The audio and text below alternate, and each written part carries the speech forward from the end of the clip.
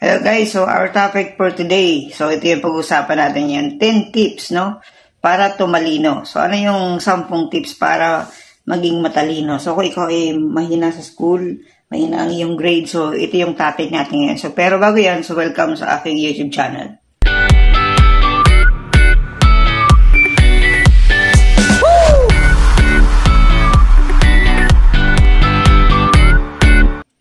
So yun na nga guys, pag-usapan na natin. So number 1, siyempre matulog sa tamang oras. So yun yung pinaka-importante.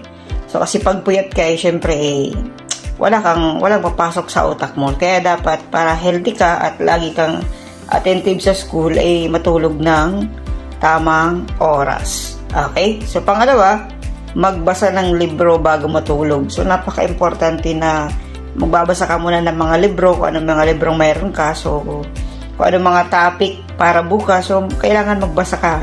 Dapat advance ka na sa mga classmate mo syempre, okay? Sa pangatlo naman, number 3 is ugaliing magbasa ng lesson sa paaralan bago matulog. So importante din yun, yung nasabi ko natin kanina. So kailangan yung lesson mo, nire-review mo lagi yun, okay?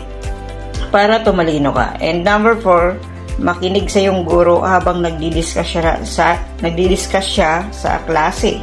So importante yun na kaya nga mas maganda lagi kang nasa unahan, no? Para napapakinggan mo ang mga tinuturo ng teacher mo. So isa yung paraan para maging matalino ka. And number 5, syempre mag-review araw-araw. So para nare-refresh ka and then mag-memorize mo syempre yung mga lesson na tinuturo sa inyo, and yun yung advantage mo sa iba is mag-review ka araw-araw.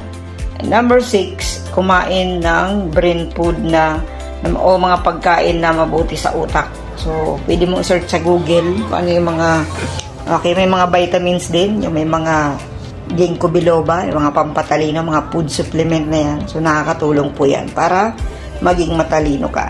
And number 7, gamitin palagi ang ating utak. Okay? So may mga games din, and syempre nga yung pagbabasa ng mga libro, pagsasolve ng mga problem. So yun, nagagamit natin yung ating utak para maging matalino tayo. And number 8, umiwas sa alak at mga bisyo. So nakaka-apekto kasi yun yung mga pag-inom ng alak at mga bisyo. And number 9, mag-internet at mag-research sa Google. So kasi lahat ng tanong mo nandun na eh. And last, number 10, gamitin ang oras sa tama.